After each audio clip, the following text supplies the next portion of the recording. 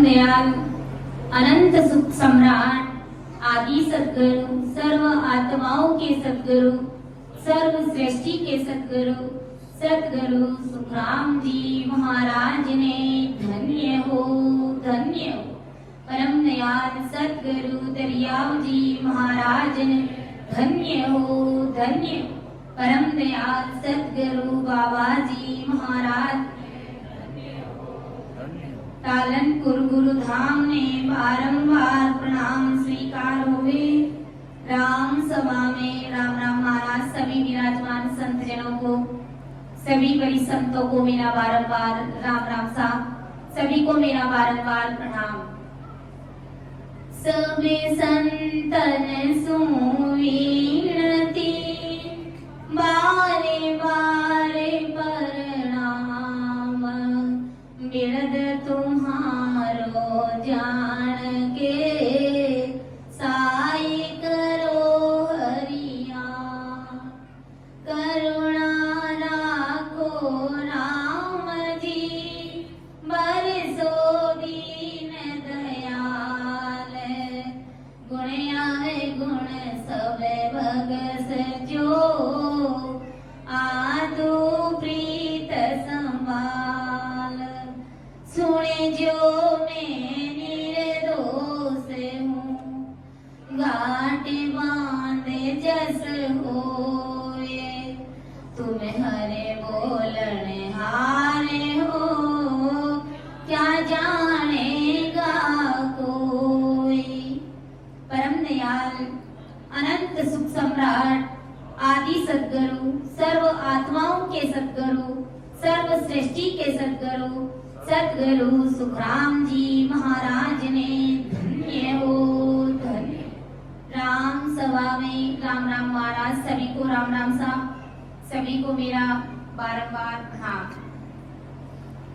परम दयाल अनंत सुख सम्राट आदि सद्गुरु सर्व आत्माओं के सद्गुरु सर्व सृष्टि के सद्गुरु सद्गुरु सुखराम जी महाराज की भारी कृपा अपन सभी राम सनई भाई बहनों के ऊपर जगत के सभी नर नारियों के ऊपर बरस रही है।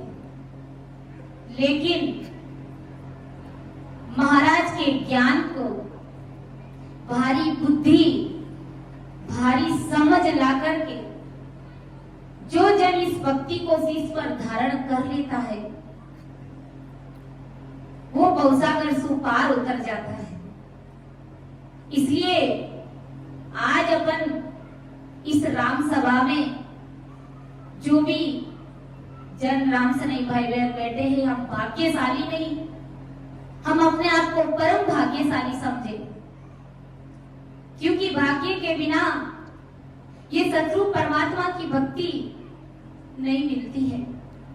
गुरु महाराज ने कहा है भाग बिना ज्यों चीजन पावे गुण बिना भोजन जाने भाग बिना ज्यों चीजन पावे गुण बिना भोजन जाने माता गुण बिना भोजन जाने यूं जड़ी जंगल में वो तेरी कोई ना ये बिचारे रे माता कोई ना ये बिचारे रे माता ओ जुग मोयन जाने ए सब मेरी काया देके आत्म की चलवाई रे माता आत्म की चलवाई अरे ऐसी खबर किसी को नाई बिछड़े रहत है नाई रे माता बिछड़ रहत है नाई रे माता ओ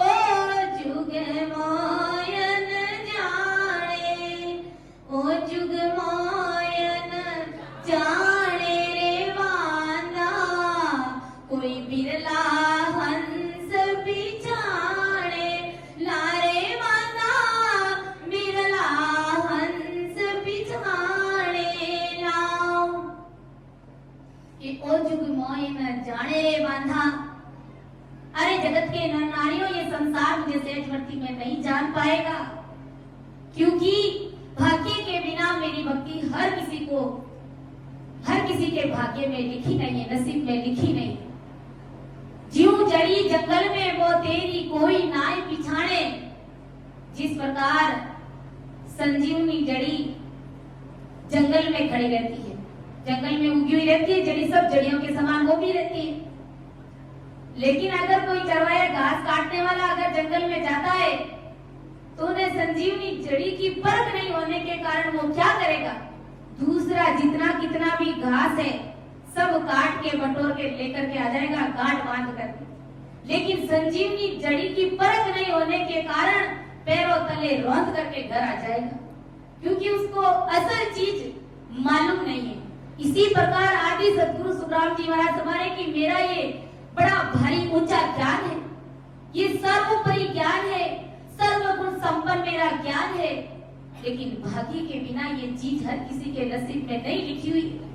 क्योंकि अज्ञानी जगत क्या करती है, गुरु महाराज कह रहे कि ये सब मेरी काया देखे, अरे आत्म की चले भाई रे, ये जगत के नर नारी इनकी बुद्धि कैसी है, कोवे के समान है। कोवे के समान मतलब हल्की बुद्धि के लोग हैं, जिनके पास में चर्चे पर्चे चमत्कार है, उनके सामने जा जा करके नतमस्तक होते हैं। लेकिन अगर कोई संत सदगुरु घर आ जाए सामान्य वेद में तो उन्हें पहचानते नहीं है, ये हल्की बुद्धि है। इनकी वजह से गुरु महाराज समझा रहे कि भाई ये सब मेरी काया देखे, आत्म की चल भाई रे, ये जगत के नर नारी मेरी काया देखते हैं। महाराज के समय में ऐसे ही था कि लोग महाराज को नहीं समझते थे, महाराज का शरीर देखते थे। तो शरीर का क्या देखना, शरीर तो जैसे दूसरा लोगों का है वैसा महाराज का भी शरीर है, हम सबका शरीर एक जैसा ही है। लेकिन इस बात की पहचान नहीं है कि इनके अंदर जो परमात्मा के घर की, जो परमात्मा की सदासु ये संत महान पुरुष 24 घंटे ओत प्रोत रहते हैं। इस बात की परख नहीं होने के कारण अज्ञानी जगत ऐसे महान पुरुषों की भी पहचान नहीं कर पाती। ऐसी खबर किसी को नाई, बिछड़ रहते हैं नाई रे। इसलिए गुरु महाराज समझा रहे कि भाई जिन्होंने मेरे को पहचाना है के सुख राम पिछाने रे माने, तामे नीचे पद जागे, के सुख राम पिछाने रे माने, तामे नीचे पद जागे रे माना, तामे नीचे पद जागे। उलट रे हंस चढ़े गढ़ ऊपर, ध्यान समाधि लागे रे माना, ध्यान समाधि लागे रे माना। यो जुग मोयन जाने, ओ जुग मोयन जाने रे बांदा, कोई बिरला हंस बिछाने, लारे माना बिरला हंस बिछाने ला। के सुख राम बिछाने माने, तामे निज पद जागे, तार स्वरूप परमात्मा की सत्ता तुरंत प्रकट हो जाए। जो संत सतगुरु की पहचान कर ले, परम दयाल आदि सतगुरु सुखराम जी महाराज का शरणा 100% धारण कर ले, यानी निज मन से जो महाराज के इतने भारी को ज्ञान को स्वीकार कर लेता, तो तुरंत परमात्मा की सत्ता उसके गढ़ में प्रकट हो जाती है। और उल्टा हंस चढ़े गढ़ ऊपर, ध्यान समाधि लागे, सीधा गिगन में ध्यान समाधि में ध्यान लग जाता है। इसलिए गुरु महाराज समझा रहे कि भाई इस मनुष्य तन की कीमत को समझिए। जो परमात्मा ने इस शरीर के अंदर जो सांसा रूपी पूंजी, जो अजब गजब का धन देकर के राम जी ने यहाँ पर भेजा है, इस धन का सदुपयोग करिए। कौन सा धन, संसार का कमाया हुआ धन की बात महाराज नहीं कर रहे। संसार का जो धन कमा रहे घर परिवार के लिए, इस गृहस्थी को चलाने के लिए, उसमें कितने भारी कर्म बंधन होते हैं। क्योंकि कमाई करने के लिए, धंधा करने के लिए, बिजनेस करने के लिए कहीं ना कहीं झूठ बोलना पड़ता है, और वो कर्म हमको लगता है वो कर्म हमको ही भोगने पड़ेंगे। हमारे कोई घर परिवार के लोग भोगते नहीं है। इसलिए सोच समझ करके हमें इस संसार में काम करना है। कर रहे हैं, लेकिन साथ ही साथ परमात्मा की भक्ति भी हमें करनी चाहिए, क्योंकि जो हमसे कर्म बंधन हो रहा है उन कर्मों को हमारे सिवाय कोई भोगने वाला कोई नहीं है। कोई हमारा हितैषी, कोई हमारा शरण नहीं है कि हमारे कर्मों को थोड़ा वो ले लेंगे, वो भी भोग लेंगे। आपके कर्म आपको ही भोगने पड़ेंगे, चाहे आप उल्टा कमाओ, सीधा कमाओ, झूठ बोलो, सच बोलो, चाहे कुछ भी करो। वाल्मीकि संत कितने बड़े संत हुए थे, वो क्या करते थे? वो 24 घंटे जीवों को मारना और फिर उनके पास में जो भी धन होता बाद में लूटते हो। इस प्रकार ऐसा करते करते कई वर्ष बीत गए। एक समय 2-4 संत उस रास्ते से गुजर रहे थे और जैसे ही वाल्मीकि ऋषि उनके सामने आए, ऋषि तो बाद में हुए जब भजन किया तब, तो वाल्मीकि उनके सामने आए और जैसे ही उनको पकड़ करके मारने लगे तब उन संतों ने कहा, अरे भाई पहले रुक तो जा, क्या करने जा रहा है तू? कहा कि कुछ नहीं, पहले आपको मारूंगा और फिर आपके पास में जो भी धन होगा बटोर करके ले लूंगा।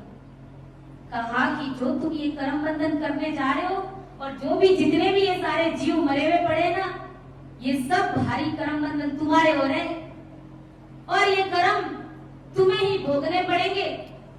वाल्मीकि ने कहा कि ऐसा नहीं, मेरे घर परिवार में मेरे माता पिता है, मेरे घरवाली है, मेरे बच्चे है, सब आधा आधा भोग लेंगे, सब बोझ मेरे ऊपर नहीं डालेंगे। कहा कि ये तुम्हारी गलतफहमी है, तुम्हारे घर जाकर के तुम्हारी पत्नी से, तुम्हारे माता पिता से पूछ के आ जा कि जो तुम कर्म करने जा रहे हो क्या उसमें वो भी सहण है क्या, वो भी सीरी है क्या, तुम्हारे आधे कर्म भोग लेंगे। कहा कि मैं इतना बड़ा नहीं हूँ, घर पे पूछने के लिए जाऊंगा तब तक आप लोग यहाँ से भाग जाएंगे।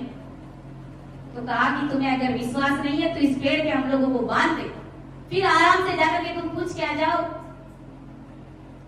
तो वाल्मीकि इतने कहा बड़े संतों को पेड़ पे बांध दिया और घर गए और माँ से पूछा कि माँ, जो मैं जीवों को मार मार करके हत्या कर करके जो धन ला रहा हूँ, तुम लोग उनसे पेट भराई कर रहे हो, अपना जीवन यापन कर रहे हो, जो मैं ये कर्म बंधन करने जा रहा हूँ, क्या ये कर्म बंधन तुम भी भोगोगे क्या? इसमें सहन सके तुम भी बनोगे क्या? उस माँ ने एक जवाब दे दिया कि बेटा हमको क्या चाहिए, सिर्फ 2 रोटी चाहिए। और फिर बात रही कर्मों की, तो तू अगर अपने शरीर की चमड़ी उतार के जूते बना करके भी हमको पहना दे तो भी तुम्हारा फर्ज पूरा नहीं होगा। तुम कौन से कर्म की बात कर रहे हो? हम तुम्हारे कर्मों को भोगने वाले नहीं है, हम तुम्हारे सीरी नहीं है इन कर्मों की। उसकी अकल ठिकाने आ गई। घरवाली से पूछा कि तुम जो मैं कर्म करके ला रहा हूँ तो वो तुम भोगोगी क्या आधे? उन्होंने भी एक कुछ जवाब दिया कि नहीं, मैं ऐसा नहीं करने वाली हूँ, मुझे क्या चाहिए, 2 रोटी चाहिए और 2-3 मीटर कपड़ा, मुझे कपड़ा पहनने के लिए चाहिए, और मुझे क्या चाहिए तुम जानो, तुम्हारा काम जाने, अच्छा करके लाओ चाहे बुरा करके लाओ, चाहे जीवों को मारो, चाहे तुम कुछ भी करो। और फिर वाल्मीकि की अकल ठिकाने आ गई, दौड़े आए वापस संतों के पास में, उनको खोला और कहा कि महाराज जो मैं कर्म बंधन करने जा रहा हूँ ना, कोई सीढ़ी नहीं है, कोई सहन नहीं है उसका, कोई मेरे कर्मों को भोगने वाला नहीं है, सब मुझे ही भोगना पड़ेगा। अब मैं क्या करूं? जब वो इस प्रकार रो करके बिलख करके संतों के चरणों में पड़े, तब संतों ने कहा कि भाई अब तुम इसी स्थान पर बैठ जाओ और आते और जाते श्वास में इस राम नाम को रटो। जब तुम रटोगे तो तुम्हारे कर्म हल्के हो जाएंगे। तो देखो वाल्मीकि ऋषि ने कई वर्षों तक तपस्या करी, वो भजन सिमरण किया, तो रामायण उन्होंने, रामचंद्र जी ने जन्म ही नहीं किया उससे पहले उन्होंने 10,000 श्लोक लिख दिए। तो हमारे कर्मों का सहन और सीरी कोई नहीं है। जो हम कर्म बंधन करने जा रहे हैं वो कर्म हमें ही भोगने हैं, कोई हमारे कर्मों को और भोगने वाला नहीं है। इसलिए सोच समझ करके कर्म करना है, सोच समझ करके परमात्मा की भक्ति करनी है, क्योंकि ये आज जो हमें मानव देह मिला है वो बार बार मिलने वाला नहीं है। ये हीरे के समान अमूल्य रतन हमको मिला हुआ है, ये इसको हीरा समझ लो कि मूंगी वस्तु को सूंगी जाने, हाड़ नफो नहीं कोई रे। इस मूंगी वस्तु को अगर सूंगा समझ लेंगे तो क्या फायदा, क्या नफा मिलने वाला, कुछ भी नहीं। लेकिन इस मानव देह को बड़ी समझ लेंगे, बहुत बड़ी चीज है ये। तो हम इसी मानव देह से परमात्मा की भक्ति करके परमात्मा के देश में सहजवर्ती में जा सकते हैं। ओ मान को जन्म हीरो हाथ नियावे, मान को जन्म हीरो हाथ नियावे, लग 84 फेरा रे भाया, लग 84 फेरा रे, अरे लेवणो होए तो ले लो रे मारा भाया, लेवणो होए तो ले लो रे मारा भाया, आई है लेवणी यारी बेड़ा रे भाया, आई है लेवणी यारी बेड़ा रे, ओ मानी को जन्म हीरो हाथ नियावे, मानी को जन्म हीरो हाथ नियावे, के उमान को जन्म हीरो हाथ नियावे, लख 84 फेरा रे। अगर इस मानव तन रूपी हीरे को हाथ से गवा दिया खीरा समझ करके, तो लख 84 के फेरे हमारे लिए तैयार है। जो अपने घर के राइट साइड में गाय, कुत्ता, भैंस, बिल्ली, सुअर जो भी देखते हैं, हम ये सारी चूड़ भुगत के आए हैं। और अगर परमात्मा की भक्ति नहीं करी, सिमरण नहीं किया, राम राम नहीं किया, तो इसी में वापस जाने की तैयारी कर रहे हैं। ये 84 और नरकुंड के सवाई और दूसरी हमारी जगह कहीं पर भी नहीं है। इसलिए आदि सदगुरु सुखराम जी महाराज जगत के सभी नर नारियों को कह रहे कि भाई संसार का जब काम करते हो उसमें कितनी सूरवीरता दिखाते हो, कितना तन मन और धन लगा करके उस काम को करते हो, उस बिजनेस को करते हो, कितना उसको तन को मारते हो, इस शरीर को कष्ट पड़ता है। इसी प्रकार मेरी भक्ति भी तुम सूरवीरता के साथ में करो। जिस प्रकार सूरवीर रणभूमि में युद्ध करने के लिए जाता है, तो पीछे वो घर परिवार, अपने बूढ़े माता पिता, किसी के बारे में नहीं सोचता है कि मेरे परिवार का क्या होगा, मैं वापस घर लौट करके आऊंगा कि नहीं आऊंगा, मैं जीत पाऊंगा कि नहीं पाऊंगा, ऐसा कुछ भी मन में विचार नहीं आता है। एक ही उनका लक्ष्य रहता है कि मैं ज्यादा से ज्यादा दुश्मनों को मारूं और मैं उस राज्य के ऊपर, उस देश के ऊपर अपना आधिपत्य स्थापित कर लूं। ऐसे ही आदि सदगुरु सुखराम जी महाराज हम जगत के सभी नर नारियों को समझाने की भाई ये सूरों की भक्ति है, सूरवीरों की भक्ति है। कायरों और कपटियों से ये मेरी भक्ति नहीं होती है। इसलिए सत्स्वरूप परमात्मा की भक्ति में सूरवीरता चाहिए। जब आप भक्ति में लग जाओ तो आपका एक ही लक्ष्य होना चाहिए कि मुझे इसी जन्म में अवर लोक की प्राप्ति करनी है, सत्स्वरूप परमात्मा के देश की प्राप्ति करनी है। चाहे संसार का कैसा भी संकट आकर के गिर जाए, चाहे कैसा भी दुख आकर के मेरे परिवार में पड़ जाए, चाहे मेरे साथ भी कुछ भी हो जाए, लेकिन मेरा एक ही लक्ष्य होना चाहिए कि मुझे राम जी महाराज से मिलना है। जैसे देखो गुरु महाराज ने बताया है कि सूर्य और वीर के गुण आडो फिरे, ताक सिर आए के बेड़ बोले, बाग सिर लाई में दाई को डाक सी, जलत जाओ फिल सो कूण खोले, बाग सिर लाई में दाई सो डाक सी, जलत जाओ फिल गो कूण खोले, सत जिन नार में साच पर घटियो, मद में मस्त जू कुंज होई, इंद की फौज सो ब्रह्म के वचन रे, उलटना फेर सो देव कोई, दास सुख राम यूं संत जन सूर के, बापरी जगत को कहां फेरे। ये सूरवीरों की पहचान बताई कि सूर और वीर के गुण आडो फिरे, ताक सिर आए के बैण बोले। सूरवीर के आगे सूरवीर को कौन आड़ा आ सकता है? सूरवीर के कोई आड़ा नहीं आ सकता, कोई सूरवीर से भिड़ नहीं सकता। उसके मस्तक की तरफ यानी उसे आंख से आंख मिला करके उस उनसे कोई बात भी नहीं कर सकता, क्योंकि कायरों की हिम्मत नहीं है कि वो सूरवीर से जाकर के भिड़ जावे। इसलिए आदि सदगुरु सुखराम जी महाराज हमारे कि भाई सूरवीरों के कोई आड़ा फिर नहीं सकता, कोई आड़ा आ नहीं सकता। आड़ा आने से पहले ही कायर भाग छूटते हैं। इसी प्रकार बाघ के सिर पर कौन छलांग लगाएगा?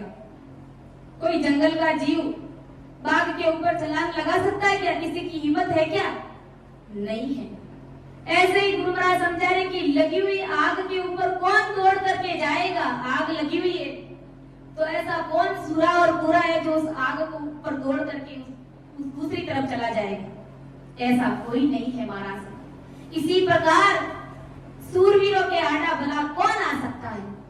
कहने का तात्पर्य क्या है कि जो सूरवीर संत जन है उसे परमात्मा के देश में जाने से भला कौन रोक सकता है? जगत के नर नारी नहीं रोक सकते। गुरु महाराज ने बताया है, फरमाया है, सूरा रे आगे कायर क्या करे जी, सूरा रे आगे कायर क्या करे जी, भिड़ने सुबेली भाग जाए राज मोरी सैयाए, राज मोरी सैयाए, सतगुरु मिले तो वाता में कराए, ज्ञानी गुरु मिले तो वाता में कराए, संतोरी मुख पर बरसे नूर राज मोरी सैयाए, राज मोरी सैयाए,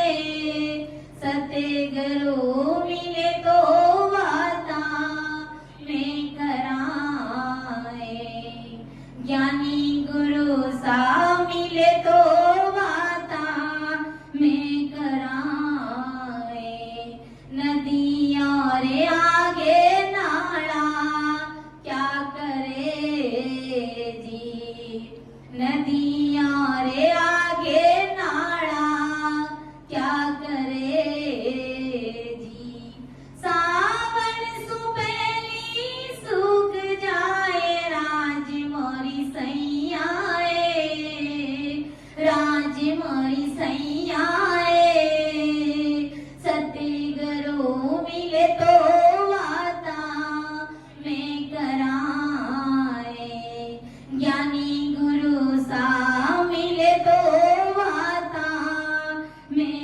कराए, पूरा गुरा सरली जो वारणा रे, पूरा गुरा सरली जो वारणा रे, अधूरा सुअणगारी जो दूर राज मोरी सैयाए, राज मोरी सैयाए, सतगुरु मिले तो वाता में कराए, ज्ञानी गुरु मिले तो वाता में कराए, संतारो अमरापुर में वास, संतारो अमरापुर में वास, राज मोरी सैयाए,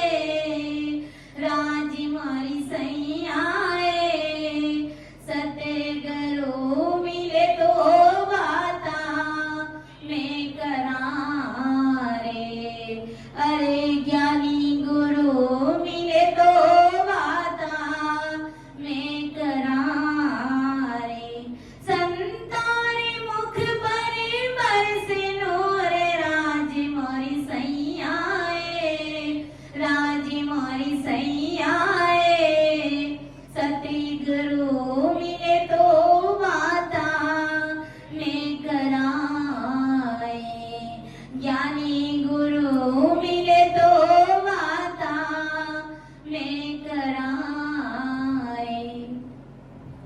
बाद संत महापुरुष क्या कहते हैं कि नदियों रे आगे नाला क्या करे जी, सावन सु पहली सूख जाए। नदी के सामने छोटे मोटे नाला की क्या जिनात हो सकती है। सावन आने से पहले ही छोटे मोटे जो नाले होते हैं वो सूख जाते हैं, यानी नदी की बराबरी वो नहीं कर सकते। इसी प्रकार सूरों के आगे कायर क्या करे जी, भिड़ने सु पहली भग जाए। सूरवीरों के सामने कायर क्या कर सकते। अर्थात जो सूरवीर संतजन परमात्मा की भक्ति करने वाले, उनका जगत के नरनारी क्या बिगाड़ सकते हैं। ज्यादा से ज्यादा क्या कर सकते हैं, उनकी निंदा कर सकते हैं, उनको गिरा सकते हैं, उनकी टांग खिंचाई कर सकते हैं, लेकिन परमात्मा के देश में जाने से उन्हें कोई रोक नहीं सकता। थोड़े दिन बाद में थक हार करके सब थक जाते, कोई सूरवीरों का सामना नहीं कर सकते, क्योंकि संतों का वास अमरापुर में है। संतों रो अमरापुर में वास, राज मोरी सैयाए। अरे गुरु सा मिले तो वाता में करा।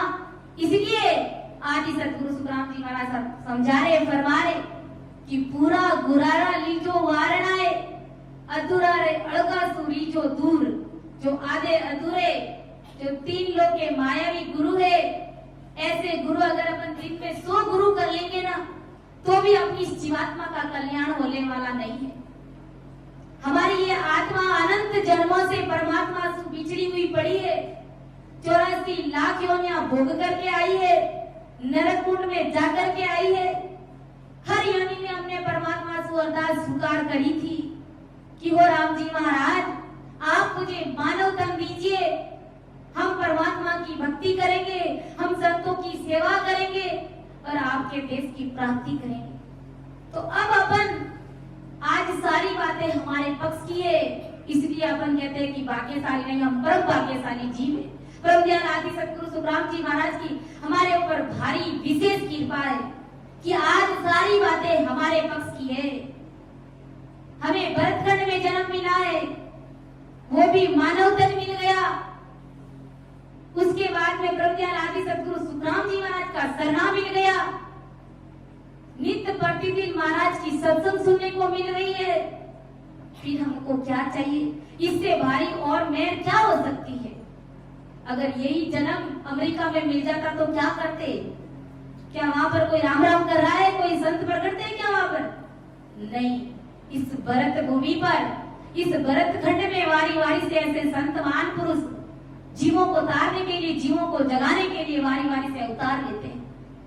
इसलिए गुरु महाराज कह रहे कि भाई पूरा गुरारा लीजो वारणा, ऐसे संत सतगुरु का शरणा लेकर के इस कीचड़ रूपी संसार में कमल के फूल की तरह खिलते हुए परमात्मा के देश की प्राप्ति करना।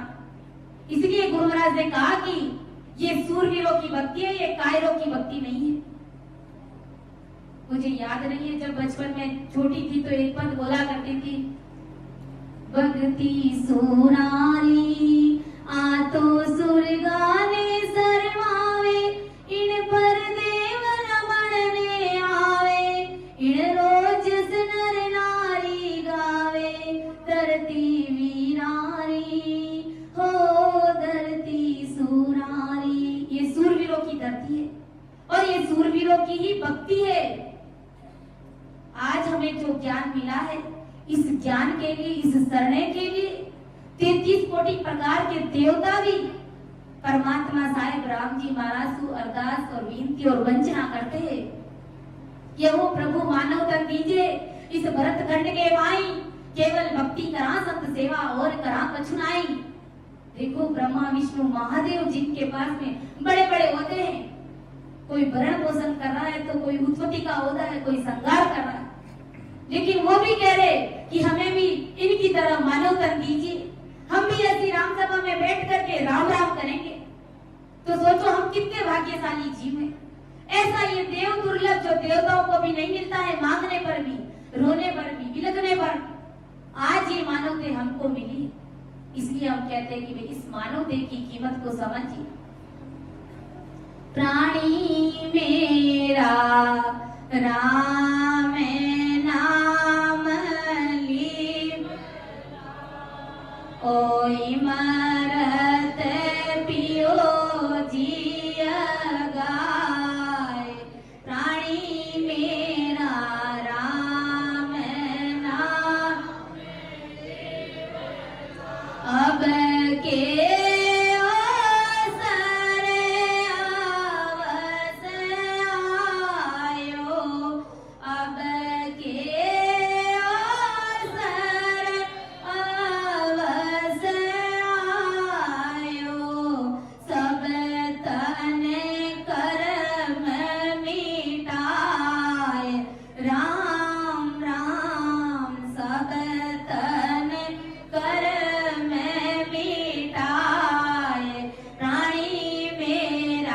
राम नाम लीवलाय ओई मरत पियो जियगा ये प्राणी मेरा राम नाम लीवर मिने खातन सुने याविद नीको मिने खातन सुने याविद नीको हरे जी को जस गाय राम राम हरे जी को जस गाय प्राणी मेरा राम नाम लीवलाय ओई मरत पियो के सुख राम संत जन सारा के सुख राम संत जन सारा हरे बिना जबरो खाए राम राम हरे बिना जबरो खाए प्राणी मेरा राम नाम लीवलाय ओ इमारत पियो जियगाय प्राणी मेरा राम। महान पुरुष हमें क्या चेताते हैं? प्राणी मेरा राम नाम लिवलाय। अरे ओ इमरत पियो जी अघाय। अरे जगत के प्राणियों मतलब मेरे प्राणों से प्रिय जगत के नर नारी, मेरी बात को सुनो और समझो। राम नाम लिवलाय, इस राम नाम में लिव लगाओ। ओ इमरत पियो जी अगाय, इस राम नाम रूपी इमरत को अगाय यानी दाब करके पियो, क्योंकि अब के अवसर अवश्य आयो सब तन कर्म मिटाए।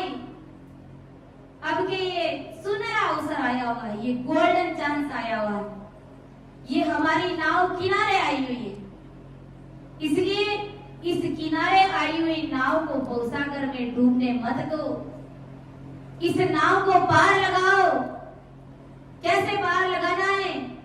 ससरूपी राम नाम को आते और जाते श्वास में रटना है और भवसागर से पार उतर जाना है। ये इसी राम नाम रूपी जहाज से हम सभी जगत के नर नारी पार उतरने वाले हैं। आतो राम नाम री जहाज अपाने तारेला, आतो राम नाम री जहाज अपाने तारेला, आतो गुरु वचनारी जहाज अपान, आतो गुरु वचनारी जहाज अपान, सारा सजना मिल कर बैठो, सारा सजना मिल राम नाम को पकड़ो रे सेठो, राम नाम को पकड़ो रे सेठो। अरे ताना सारा सुधर जावे काज अपाने तारे लारे माया, सारा सुधर जावे काज अपान तारे ला, तो राम नाम री जहाज अपाने तारेला, आतो गुरु वचनारी जहाज अपान। मान को जन्म मिल्यो रे थाने, अरे मान को जन्म मिल्यो रे थाने,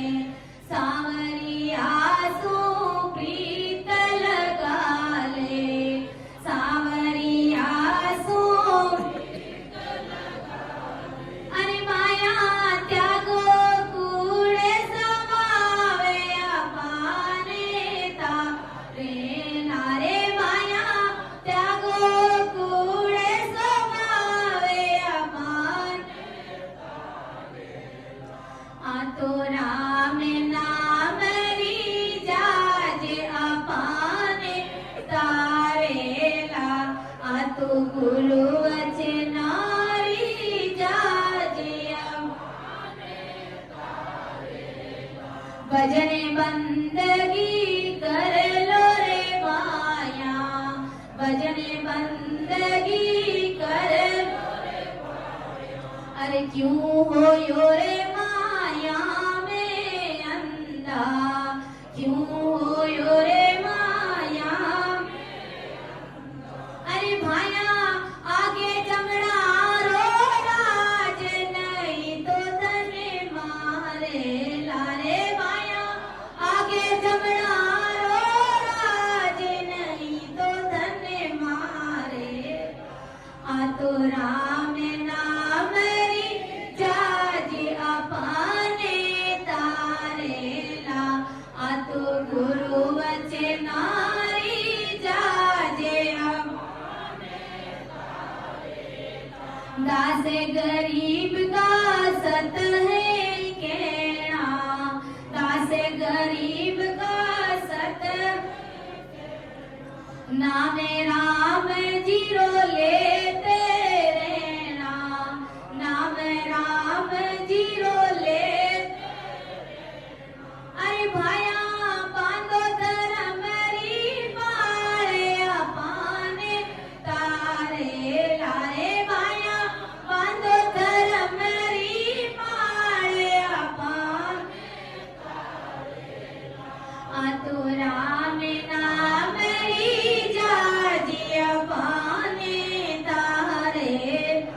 आ तो गुरु वचनारी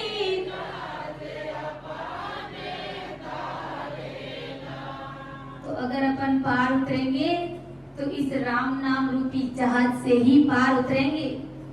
इसलिए बैठ करके भजन करना है, सिमरन करना है, सत्संग सुनना है। ये सूरवीरों की भक्ति है। महाराज हमें बार बार पढ़ाते, समझाते कि जैसे देखो जिस प्रकार जिस स्त्री को 100% सत आकर के प्रकाशित हो जाता है, उसे उस सत के आगे भला कौन टिक सकता है। कोई सती स्त्री होती है और जब वो ऐसा सुन लेती है कि उसके पति ने शरीर छोड़ दिया है, तो उसके अंदर उसी समय वो सत्य प्रकट हो जाता है और वो अपने पति को चिता में लेकर के बैठ जाती है, गोद में लेकर के, और अपने आप अग्नि प्रज्वलित हो जाती है और वो सतवाड़ में चली जाती है, क्योंकि उनके अंदर सत्य प्रकट हो गया। अब जब उनके अंदर सत्य प्रकट होता है तो उस सत्य को भला कोई रोक सकता है क्या? कोई नहीं रोक सकता, क्योंकि उसके अंदर वो सत्य प्रकट हो गया। उसके सास ससुर, उसके बेटे, उसके पियर वाले कोई उसे रोक नहीं सकते, क्योंकि ये सत्य चीज ही ऐसी है। इसी प्रकार अगर संतों के अंदर परमात्मा के देश में जाने की सत्य प्रकट हो जाते, यानी वो परमात्मा की सत्ता प्रकट हो जाती है, तो उन संतों को भला अमर लोक में जाने से कोई रोक सकता है क्या? नहीं रोक सकता। इसलिए भारी समझ और भारी बुद्धि के साथ में परमात्मा की भक्ति करो। जिस प्रकार हाथी दारू पी करके मदोन्मस्त हो जाता है, मस्ती में डोलता है, बताओ उस हाथी को कोई रोक सकता है क्या? वापस उसको कोई पलटा सकता है क्या? किसी की भी हिम्मत नहीं होती। इसी प्रकार संतों को अमरलोक में जाने से भला कोई पलटा सकता है क्या? कोई नहीं पलटा सकता। इंद्र की फौज और ब्रह्मा का वचन, इनको भला कौन पलटाएगा? कोई भी नहीं पलटा सकता। यानी इंद्र की फौज और ब्रह्मा के वचनों को कोई पलटा नहीं सकता। इसी प्रकार सूरवीर परमात्मा के देश में जाने की जब तैयारी कर लेते और जब वो भय रहित महाराज की अणबे वाणी बोलने लग जाते और उन बोली के ऊपर, उन वचनों के ऊपर जब वो खड़ा उतरते, तो उनके वचनों को, उनके शब्दों को भला कोई टाल सकता है क्या? कोई नहीं टाल सकता है। इसी प्रकार चंद्रमा और सूर्य और वायु के आगे आटा भला कौन घूम सकता है? चंद्रमा के आटा कोई फिर सकता है क्या? सूर्य की किरणों को, उस प्रकाश को कोई रोक सकता है क्या? कोई नहीं रोक सकता। वायु के कोई आटा फिर सकता है कि भाई हवा आ रही है तो चलो मैं हाथ ऐसे करके रुक जाऊं, ये हवा रुक जाए? ऐसा कोई नहीं सकता। इसलिए सूरवीर संतों के आगे भला कौन आकर के रुक सकता है? ये जगत के नरनारी बेचारे कुछ भी नहीं कर सकते। यही बात आदि सतगुरु सुखराम जी महाराज जगत के सभी नरनारियों को समझा रहे कि इसी प्रकार यह बेचारे संसार के लोग संतों और सूरवीरों के सामने आकर उन्हें क्या पलटा सकते? उन्हें पलटा नहीं सकते, क्योंकि ये भक्ति सूरवीरों की है। कायरों और कपटियों से ये ससुर परमात्मा की भक्ति को सो दूर है कि सूर मन मासो संग नहीं बजे, जाए दल माए सो करे बेरा, सेन दमकार सिर गाव के तासे, लोत ज्यों पोत यूं करे मेरा, गाव में गावे तरवार के गोलियां, तन सो घोड़ लो होए जावे, संत जन सूर की सूरत आगे रहे, पाछली मन में ना आवे, झुंझ दल जीत संत सूर गिरत रे, ले सली गार मन ना आवे, दास सुख राम संत सूर को पढ़त रे, परी असमान भर लेर जावे। ज्यादा समय नहीं लगी, एक साखी ले रहे कि सूर मन मास को संकर उपजे, जाय दल माई सो करे भेड़ा। सूरवीर के मन में शंका उत्पन्न होती नहीं है। सूरवीर रणभूमि में जाता है तो उसे किसी भी प्रकार के अंदर में वो शंका, लाज, शर्म नहीं आती है। पीछे की वो नहीं सोचता है, जगत के बारे में वो नहीं सोचता है। सूरवीर तो शत्रु की फौज में जाकर के भिड़ जाता है। शत्रुओं को मारना है मुझे, शत्रुओं का खात्मा करना है, मुझे अपना आधिपत्य स्थापित करना है, उसका एक ही लक्ष्य है। और बाले की चोट और मस्तक पर कितने ही घाव वो सहन करता है। रणभूमि में तलवार चलती है तो कितने घाव, कितने भाले उनके सिर पर लगते हैं, लेकिन सब कुछ वो सहन करता है। उसके बावजूद में भी वो लड़ता रहता है, भिड़ता रहता है दुश्मनों से, और फौज में, शत्रु के फौज में लथपथ हो जाता है। जिस प्रकार होली कैसे खेलते हैं वैसे ही शत्रुओं के साथ में तलवार से खेलते हैं होली। और तलवार के घाव पर तलवार, तलवार के घाव के ऊपर और तलवार के घाव, और गोलियों के घाव के ऊपर और गोलियां खाकर सूरवीर का शरीर अनेक छेद पड़े हुए गागर के समान हो जाता है। सूरवीरों का शरीर छिन्न भिन्न हो जाता है। जिस प्रकार मटकी में कैसे छेद हो जाते हैं, पानी जर्जर जर्जर निकलने लग जाता है, ऐसे ही सूरवीरों का शरीर है तो जर्जर करने लग जाता है। फिर भी गुरु महाराज समझा रहे हैं कि फिर भी संत जनों और सूरवीरों की सूरत आगे रहती है। सूरवीरों की सूरत क्या रहती है कि मैं दुश्मनों को मारूं, मैं जीत हासिल करूं, और मैं राजा साहब का जो नमक खाया है उस नमक को अदा करूं, वो फर्ज में चुकाऊं। और सूरवीर संतों का क्या लक्ष्य रहता है कि मैं कब परमात्मा के देश की प्राप्ति करूं, मैं कब तीनों प्रकार के कर्मों का खात्मा करके जगत के नरनारी जो निंदा कर रहे हैं उसकी अनदेखी करते हुए मैं कब परमात्मा के देश की प्राप्ति करूं। इसलिए वो 24 घंटे इस नैन से निजनाम रूपी खाने के साथ में झुंझते रहते। झुंझना मतलब तीनों प्रकार के जो कर्म है उन कर्मों को काटते रहते, उन कर्मों को खात्मा करते। ये दोनों सूरवीर रण क्षेत्र में जाते समय ये नहीं सोचते कि मेरी पत्नी का क्या होगा, मेरे बच्चों का क्या होगा, मेरे घर बार का क्या होगा, ऐसा नहीं सोचते हैं। वो यही नहीं देखता, ऐसा देखता ही नहीं है। ससुर भक्ति करने वाले संत जन पीछे बाल बच्चे कुटुंब परिवार का क्या होगा, इसका लेस मात्र भी विचार ऐसे सूरवीर संतों के मन में नहीं आता है। ये तो दोनों आगे ही चलते रहते हैं, उनका एक ही लक्ष्य रहता है कि मैं कब परमात्मा के देश की प्राप्ति करूं, जगत के बारे में सोचते ही नहीं है। और सूरवीर जूझकर पूरे दल को जीते हैं तब वो जमीन पर पड़ते हैं। जब तक कि उसके प्राण नहीं निकल जाते हैं सूरवीरों के, तब तक वो रणभूमि में लड़ते रहते, युद्ध करते रहते। गुरु महाराज समझा रहे कि सूरवीर अपनी तलवार अपने हाथ से म्यान में डाल करके म्यान की रस्सी तलवार की मुट्ठी में बांधते हैं, तब वो नीचे जमीन पर गिरते हैं। उससे पहले जमीन पर नीचे भी नहीं गिरते। अपना काम कितना सेव करके फिर गिरते हैं। तब सूरवीर के मन में लेस मात्र ही संसार के विचार नहीं आते, क्योंकि मरणासन की स्थिति में हो जाते। लड़ते लड़ते तलवार को भी म्यान में डाल देते कि अब मेरा प्राण छूट जाएगा। उस समय भी उस दिल दिमाग में ये बात नहीं आती कि मेरे परिवार में मेरी बीवी का क्या होगा, मेरे बच्चों का क्या होगा, मेरे बूढ़े माता पिता का क्या होगा। तो नहीं, ये सूरवीरों की पहचान नहीं है। और संत को भी भक्ति करते अंत समय में अमर लोग जाते समय संसार की कुछ भी बातें उनके दिल दिमाग में नहीं आती है। इस प्रकार जब सूरवीर संतों का अमरलोक जाने का जब समय आता है तो वो मन में संसार की बातें उन्हें कोई व्याप्ति नहीं है कि मेरे घरवाले का क्या होगा, मेरे बच्चों का क्या होगा, ऐसा मन में नहीं सोचता है। और वास्तव में ऐसा प्रैक्टिकल अपनी आंखों में और अपने घर पर ही देखा है।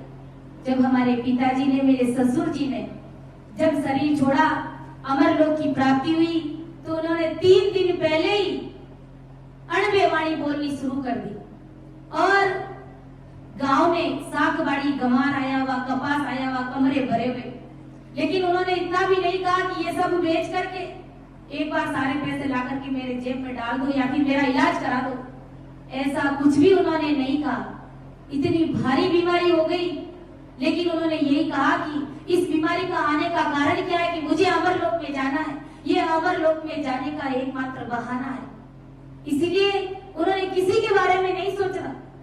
कोई भी आते और कहते कि पापा जी आपको ये क्या हुआ, कहा कि चुपचाप बैठ जाओ और बैठ करके भजन करो। कोई अमरलोक की बात है तो मेरे सामने करो, बैठ करके राम राम करो, हरजस बोलो। मेरा क्या होगा, संसार के बारे, संसार की कोई भी बात मेरे सामने मत करो। परमात्मा के देश की बात कोई है तो मेरे सामने करो, बाकी कोई भी बात मेरे सामने मत करो। जब गुरुजी आए तो गुरुजी ने भी उन्होंने यही पूछा कि आप 5 साल 10 साल और मेरे साथ में गुरु कार्य करते। कहा नहीं महाराज जी, अब मुझे अमरलोक जाना है। और एक ही अंतरा वो बार बार बोलते, पूरी रात सुबह 2 बजे उठ गए और 4 घंटे तक कंटिन्यू उन्होंने सत्संग करी थी, जबकि इतनी भारी बीमारी ने उनको घेर लिया था। लेकिन बीमारी का उनको कोई ख्याल ही नहीं। उनका तो एक ही था कि मुझे अमरलोक जाना है, मुझे परमात्मा के देश में जाना। कब ये मेरा शरीर छूटे और कब मैं परमात्मा के देश में जाऊं। एक ही अंतरा वो बार बार बोलते, केसरी बरना मारे घारे आए अमर विमाने, केसर बरना मारे घारे आए अमर विमाने, सामा संत धाव सिर दिन दिन करता ने, सामा संत बधाव सिरे दिन दिन करता वाने, चालो नी अपना राम जनारे, देश मापद को बंचे सदारे, शिव सन का शेष मापद को बन, शिव सन का दिक से चालो नीरे हंसा अपना राम से, बार बार नर दे नहीं रे कर लो अपनों का, जे बार बार नर दे नहीं रे कर लो अपनों का, जे जन सुखी आईन जीवरी मारा सतगुरु जी ने ला, जे जन सुखी आईन जीवरी मारा सतगुरु जी ने ला, जे चालो नीरे हंसा अपना राम जनारे, देश मापद को बंचे सब, शिव सन का दिक से मापद को बंचे, शिव सन का दिक से चालो नीरे हंसा।